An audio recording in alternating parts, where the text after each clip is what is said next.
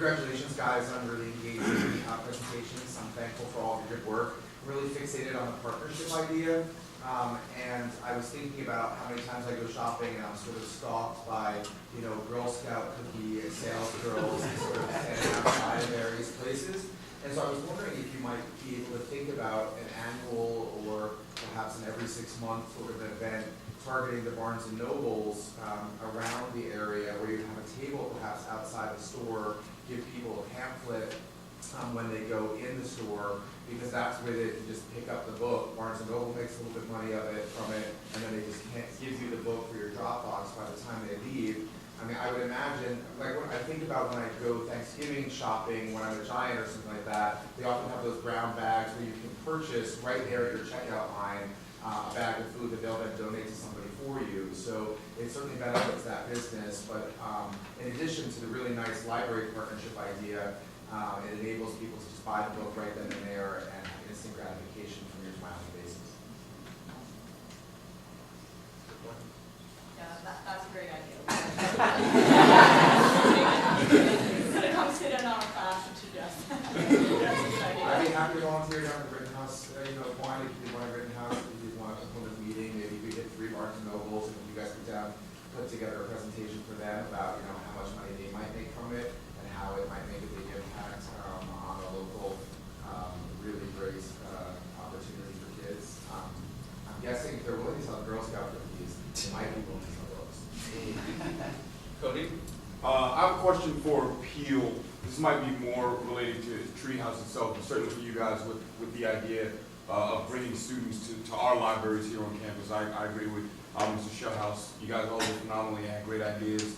But my question involves, and you mentioned using our vans, and I wonder how many students kind of are involved with Treehouse at any given time and how long they're involved with Treehouse. So would these students only come to campus, you know, once in their lives, or would, you know, they be here over the course of several summers? Would it be a group of 10? Would it be a group of 20? So I wonder how that field trip might look or work.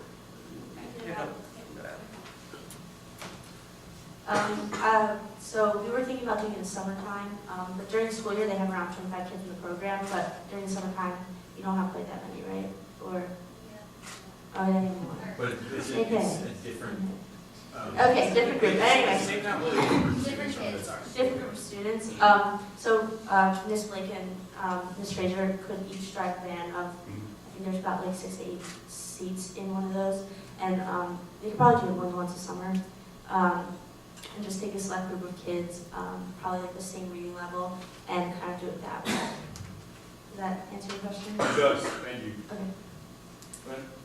Just to piggyback on Mr. Schulhouse's idea, to borrow an idea that the Parents Committee does over the book fair that you guys have experienced for many years, is if you got a wish list from Treehouse Books with books that they need, then they can have that list in Barnes & Noble or at the table, so people going in would know what books that they needed and they could purchase those directly. Like the teacher?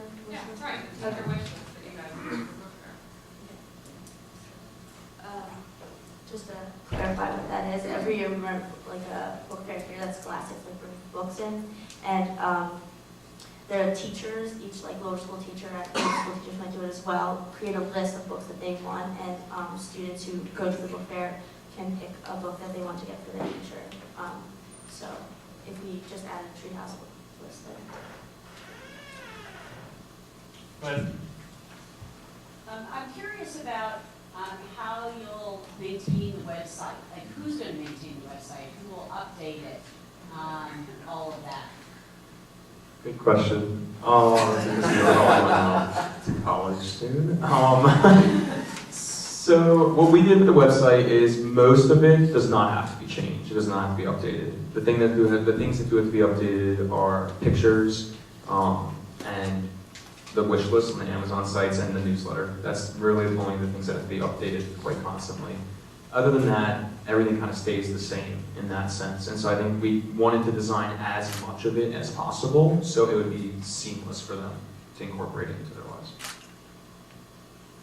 And also, we tried to make the website as simple as possible to eliminate the need for constant updates and for excess work. Another thing? we can incorporate their Instagram and their Facebook straight to the website, so they can get a feed from their Instagram updating all their posts, as well as their blogs and whatnot. I'm guessing we could also think about, in terms of the website, because your calendar up there looks like it could become pretty dense over time as well, and I know those are paid to update. I bet you could also think about the idea of a student club. We don't have a lot of clubs that are geared towards kind of computer-related things, with web design and web development, and in this case with web updating, I would imagine we have a strong handful of kids that could liaise with Treehouse and sort of regularly keep that updated. I just wanted to go back to the library idea, which I love. And I started thinking about KTK, which is our Kids Teaching Kids piece at GA, where virtual science students mentor very young, early childhood and pre-KK kids in the lower school and doing science experiments. And the fun for that for the little kids isn't, I mean, the science is great, don't get me wrong, but it's also working with the older students. And so I didn't know if you wanted to combine the summer library tours with a little bit of a community service opportunity for our own students to kind of buddy up with one of the kids in the program, so you can be their book buddy for the day. So it's not just on Miss Blake and Miss Fraser, but then if you have 9 kids come to band, you could have 9 students come spend 2 hours with them and really get to know them and sort of draw them into the books. Similar philosophy to what we do down at the Community Partnership School with tutoring, that it's great for the kids that are learning math. They actually just love hanging around with 17-year-olds. It's just so hard to do.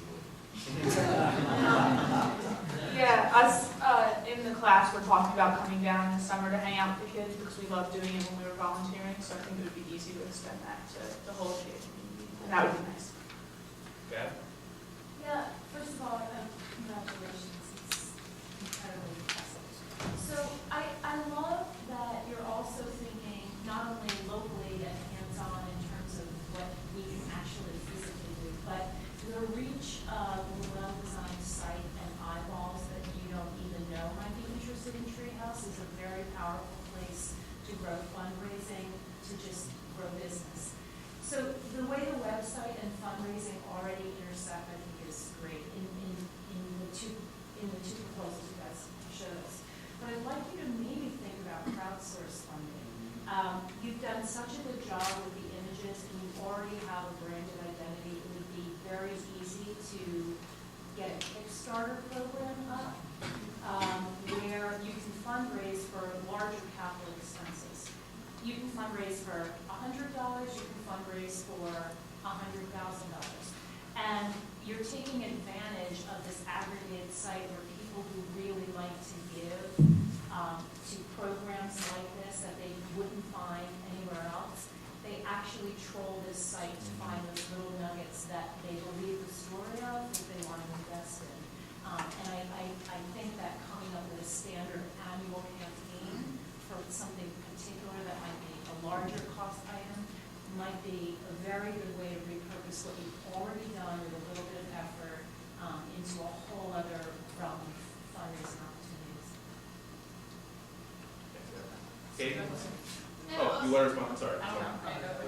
Oh, okay, Katie, go ahead. Also, like, after what Gabby was saying, is there any way that we could incorporate it more with CSO and maybe doing, like, book drives within GA? Like, not just kids who are getting involved volunteering, but actually reaching out to the larger GA community? Yeah, absolutely. In terms of this, we wanted to think of a new way to help fundraise Treehouse, because that was one of the ideas that they did last year, so we didn't want to just kind of cop right off their idea. The whole idea of this was to do something new and something fresh, so we wanted to try to help them in a new way. But in terms of the future, and just, I think that would be a great idea. Gord? I have a question for Anthem. You mentioned like the partnership with the restaurants. I was curious if you had an estimated goal of what you were thinking that might bring in, as well as how would that sustain the other programs, or like what's the total cost?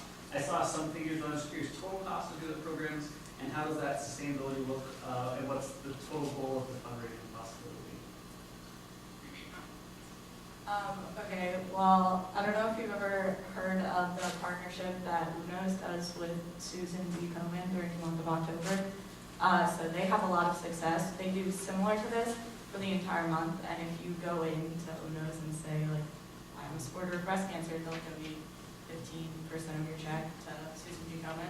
So that's kind of what we based our idea off of, and we haven't worked out the figures. That's why in our presentation we said that we're in conversation with Mr. Harrington to figure out like how much percent it would be.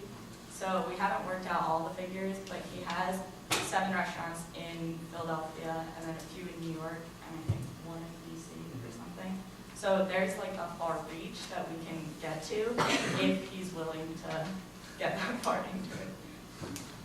That being said, we're in the middle of our discussion with him right now, but it's all very promising. It doesn't sound like negative, definitely sounds like he wants to help us out and he is interested in Treehouse. There are 7 very popular restaurants from what we see, and I'm sure just from the capital they make, I don't know, I'm sure it would be enough to fund the ideas that we have. I'm very confident. Do you have a plan to publicize so that people walk in and say, you know, we're here to support Treehouse, or is it just going to be anyone that comes to eat on that specific day would get money, or, you know, contribute? Anyone that comes in. So that was like kind of our goal for spreading Treehouse, that like a random person is just gonna walk into the restaurant and they're gonna get a pamphlet with their check and they're gonna learn more about it. And so it'll create an outreach, but also we would market it to people who are interested in Treehouse. So those people would know like, oh, this is a great event that you can go and support, and the GA community could go out and support that too. So we are trying to get like a far reach of different people. Hey guys, as an art teacher, I'm so fascinated with the process. So if anybody could speak of like to how you made the leap from the narrative, did that come easy? Can you elaborate on the process and how did it provide answers or questions? And then lastly, do you continue to use it as a resource to kind of think about how you might push this idea further? I don't know, I think we came back to the idea of like really the community. And what a community means is it's not just like, you know, giving money to people or giving, it's like really about giving time. What that means is literally, you know, taking 2 hours out of your day, 2 hours out of your day, going on a train to some place in Philadelphia where you've never been, and gradually familiarizing yourself with the place and with the people that populate it. And you know, you have your highs, you have your lows, but gradually, you know, you come up with an idea that fits both what's in your head and what's all around you.